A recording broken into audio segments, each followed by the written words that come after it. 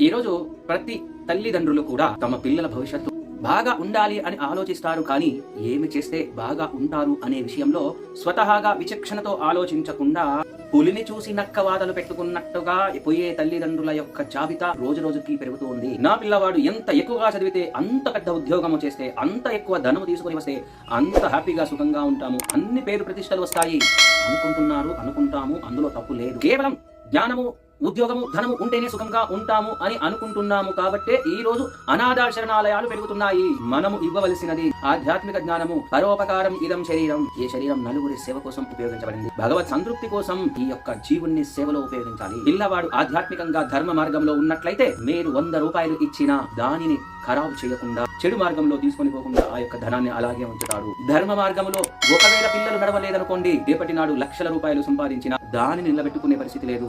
ఒకవేళ ధనము నిలబెట్టుకున్నా ఆరోగ్యం ఖరాబ్ అయిపోయి ఎలాంటి స్థితిలోకి వెళ్ళిపోతారో తెలియదు. చివరికి అశాంతి. ధర్మంగా ఉన్నవాడు, లోక కంటకుడు కానివాడు, నలుగురికి భోజనం పెట్టేవాడు తల్లిదండ్రులకు పెట్టడా?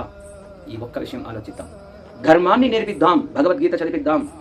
బయట కనబడ్డ సన్యాసికి నమస్కారం చేస్తాం, కానీ నా ఇంట్లో సన్యాసి పుట్టొద్దు అనుకుంటాం. కాబట్టి పిల్లలకి చిన్నప్పటి నుండి భగవద్గీత, రామాయణం, ఇతర ఆధ్యాత్మిక ధర్మ జ్ఞానాన్ని ఇప్పిద్దాం. చిన్నప్పటి నుంచే చక్కనైన పౌరులా తీర్చిదిద్దాం. హరే కృష్ణ.